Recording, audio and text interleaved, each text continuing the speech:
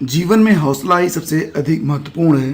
कहा गया है कि छोटे मन से कोई बड़ा नहीं होता और टूटे मन से कोई खड़ा नहीं होता।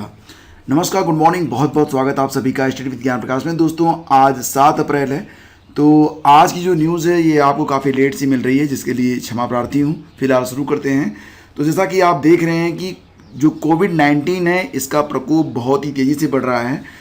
तो यूपी में भी रात्रि कर्फ्यू पर विचार करें राज्य सरकार, हाई कोर्ट का निर्देश है।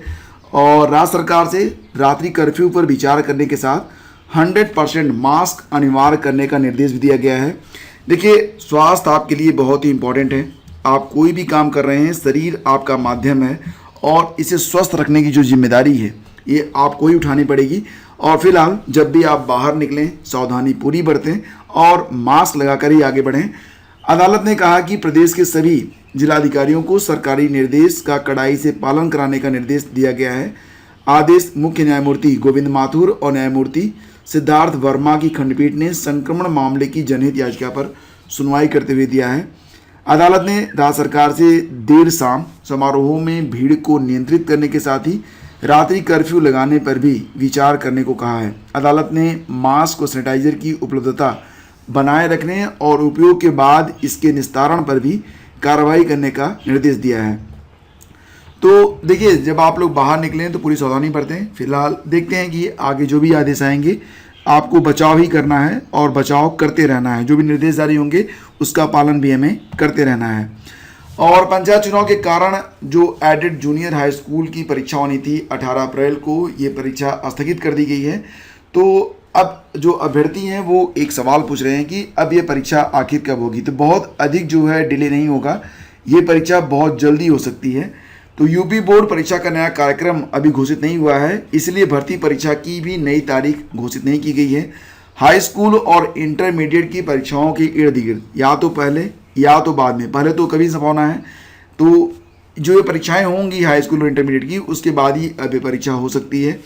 प्रदेश के कुल 3049 अशासकीय सहायता प्राप्त एडेड जूनियर हाई स्कूल की शिक्षक भर्ती में प्रधानाध्यापक के 390 पद हैं और 1504 पद सहायक अध्यापक के हैं। कुल लगभग 3.25 लाख अभ्यर्थी इसमें पार्टिसिपेट करेंगे। तो आपके पास बहुत अधिक समय नहीं होगा।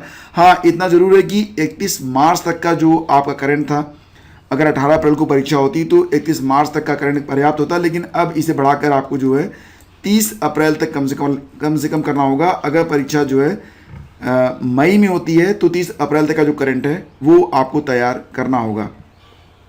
और फ्रेंड्स, यहाँ पर एक खबर और भी है कि भर्ती घोटाले में 11 धरे 44 लाख बरामद।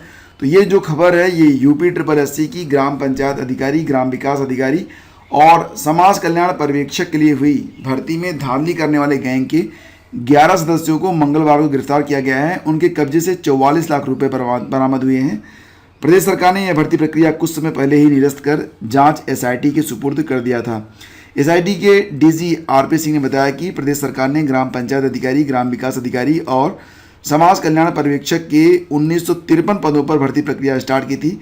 22 और 23 दिसंबर को कराई गई थी ये परीक्षा, लेकिन स्कैनिंग करने वाली कंपनी ने धांधली कर विभिन्न जिलों में अभ्यर्थियों से वसूली स्टार्ट कर दी थी। तो इसमें जो है काफ़ी बड़ी संख्या में गिरफ्तारियां भी हो रही हैं। अब ये परीक्षा फिर से आयोजित की जाएगी। और जैसा कि आप लोग जान रहे हैं कि इस समय यूपी में TGT PGT 2021 के लिए आवेदन चल रहे हैं, लेकिन एक बड़ी दिक्कत आ रही है।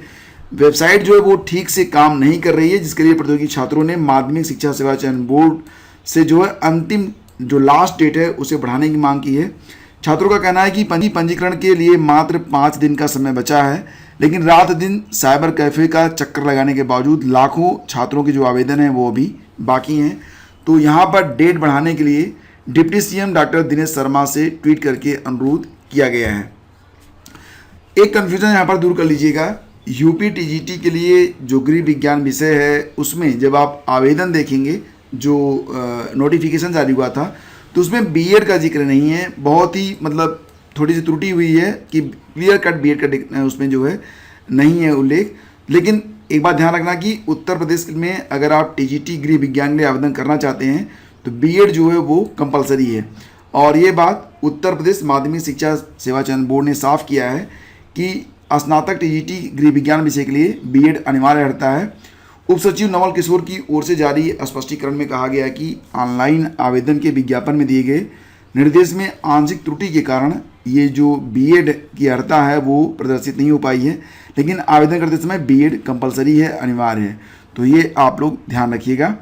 और पंचायत चुनाव के बाद 10,000 होमगार्ड की भी भर्ती होने वाली है। पंचायत चुनाव समाप्त होते ही प्रदेश में 10,000 होमगार्ड जवानों की भर्ती की जाएगी। इसमें 8,000 पुरुष होंगे और 2,000 महिलाएं होंगी। शासन ने विभाग के लिए प्रस्ताव को हरी झंडी दे दी है और विभाग ने इसकी तैयारी भी स्टार्ट कर दी है। 10 साल से जवानों की भर्ती नहीं हुई है, तो करीब 30,000 पद खाली हैं। विभाग में मुख्यालय स्तर पर अधिकारियों ने जवानों की भर्ती का खाका तैयार करना शुरू कर दिया है। इसके पूर्व जो भर्तियां हुई थी वो मृतक आश्रितों के लिए थी। पहले फेज में 10,000 जवानों की भर्ती होगी। इसके बाद धीरे धीरे जो है प्रत्येक वर्ष लगातार 3 साल तक में ये 30,000 भर्तियाँ हैं वो कंप्लीट की जाएंगी। और जैसा कि आप जानते हैं कि प्रत्येक वर्ष लगातार करीब 3,000 होमगार्ड जो है वो रिटायर्ड भी हो रहे हैं। और फ्रेंड्स, मार्च माह का जो करंट अफेयर का वीडियो है वो बहुत जल्दी आपको अपलोड कर दिया जाएगा। लेकिन मार्च माह का जो संपूर्ण करंट अफेयर है 1 मार्च से लेकर 31 मार्च तक, तो उसकी जो ई बुक है पीडीएफ के रूप में ये आपको उपलब्ध करवा दी गई है। और इस ई बुक को अगर आप प्राप्त करना चाहते हैं तो आप इस वीडियो का डिस्क्रिप्शन चेक कर सकते हैं। बहुत ही सरल भाषा में सारे बिंदुओं को इसमें समेटा गया है। और निश्चित रूप से अगर आप जूनियर शिक्षक भर्ती परीक्षा, जीआईसी या फिर असिस्टेंट प्रोफेसर या भी कोई भी शिक्षक भर्ती परीक्षा है उसकी तैयारी आप कर रहे हैं, UP triple SC, UP PSC, PCS, SSC या फिर दरोगा भर्ती, तो ये जो ई बुक है ये आपकी बहुत अधिक हेल्प करेगी। यहाँ पर जो प्रश्न मैं आपको डिस्कस करता हूँ सारे प्रश्न लेंगे और वो सारे फैक्ट भी यहाँ पर आपसे डिस्कस किए जाते हैं जो फैक्ट मैं आपको पढ़ाते समय बताता हूँ। तो सारी चीज़ें आपकी कंप्लीट रिवाइज हो जाएंगी। तो इस ई बुक को परचेज करने के लिए आप इस वीडियो का डिस्क्रिप्शन चेक कर सकते हैं। तो आज की वीडियो में बस इतना ही। मिलते हैं आपसे अगले वीडियो में। आगे दीजिए नमस्कार, जय हिंद।